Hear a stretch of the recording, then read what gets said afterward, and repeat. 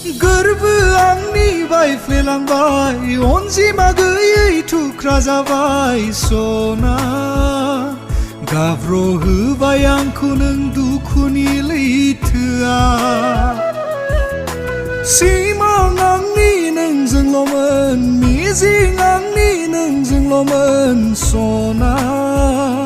नोंखौ नेवसिना थानायनि नङामोन हास्थायनाया